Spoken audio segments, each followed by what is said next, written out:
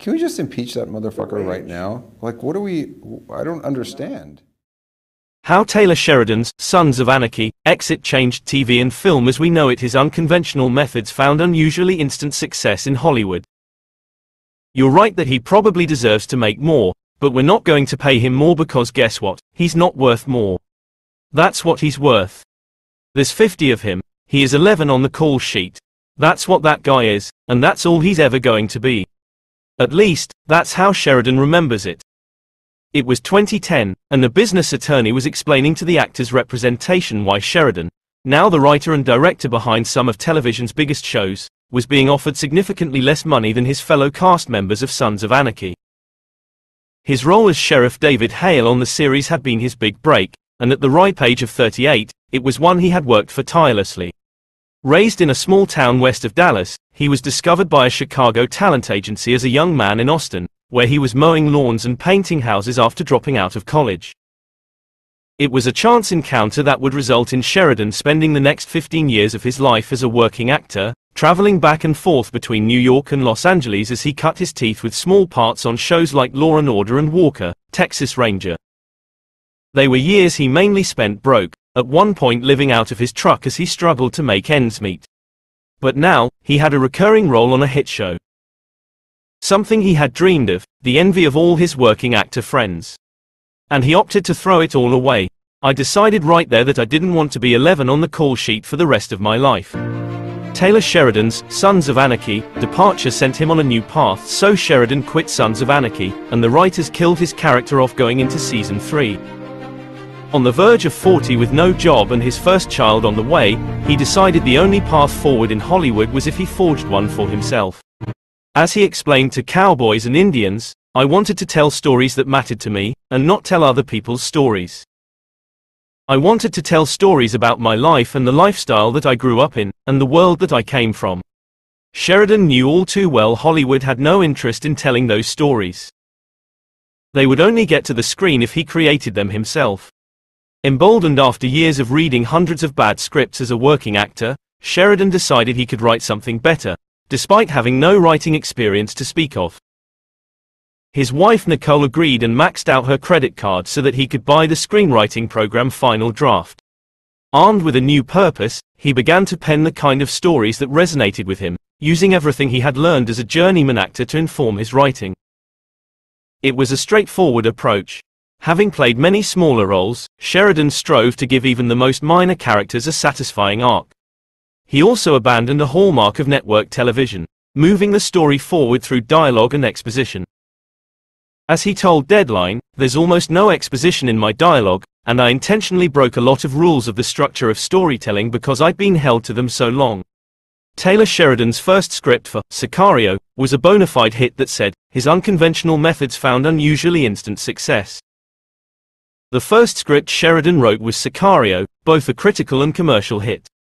He wrote it in 4 months, and a movie starring his dream cast of Emily Blunt, Josh Brolin, and Benicio del Toro was shot from his draft 4 months later.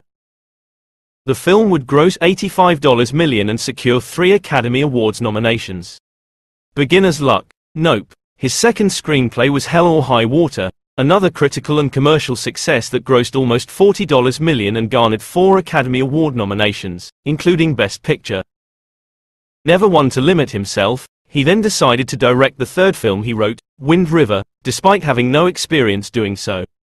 The impressive early cuts from his directorial debut, on top of the success of his first 2 films, landed him in front of Viacom executives in early 2017, pitching a little show called Yellowstone. Sheridan had initially sold the concept for Yellowstone to HBO, but it had languished there in development hell. After securing the rights back, he stood in front of the team at Viacom and gave a less than compelling pitch to get behind the show. His take it or leave it terms were simple. The suits would have no involvement with the show outside of footing the bill. Sheridan would write and direct all the episodes. There would be no writer's room, not even an outline of what they were paying for. And he wouldn't accept any notes from studio executives. It was an early glimpse of Sheridan's now infamous demand for total creative control of his projects. "It's going to cost $90 to $100 million, he told them, according to The Atlantic. You're going to be writing a check for horses that's $50 to $75,000 a week. You really want to do this? The execs at Viacom preposterously and enthusiastically said yes.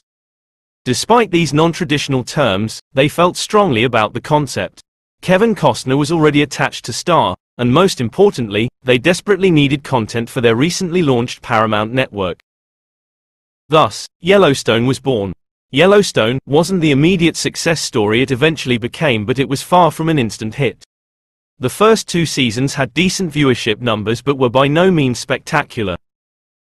Yellowstone bombed in major markets despite its success in rural and mid-sized metropolitan areas. On the verge of cancellation due to its extraordinary production costs, all those horses, Paramount decided to take a gamble and move Yellowstone from Wednesday nights to Sunday nights. In doing so, they appointed it as the type of prestige drama HBO and Showtime had been showing on Sunday nights for years. The viewership numbers started to creep up.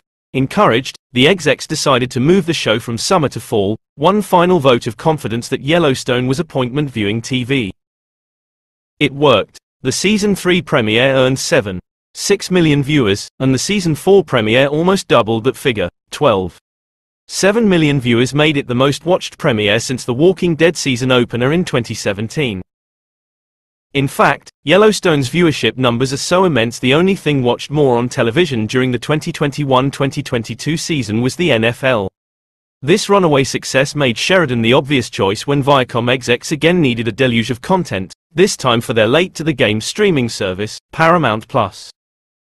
They doubled down on Sheridan, signing him to a multi-year development deal that's reportedly worth a cool $200 million. To date, the so-called Taylorverse includes 9 shows and counting that have already netted Paramount Plus millions of subscribers.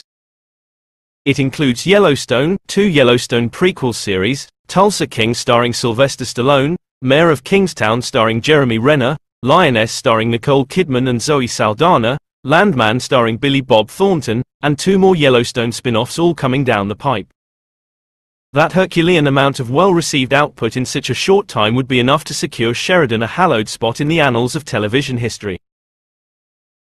But his real achievement isn't what he's produced, it's the audience those productions have found.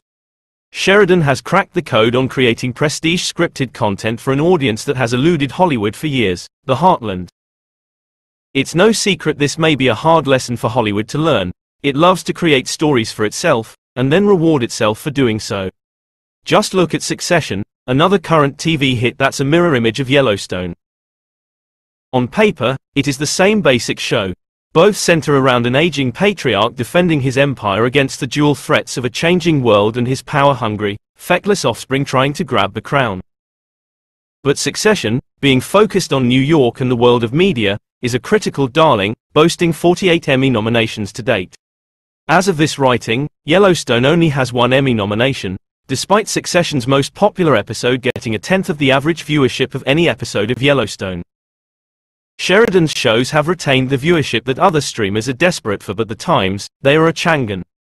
Media companies are in whiplash.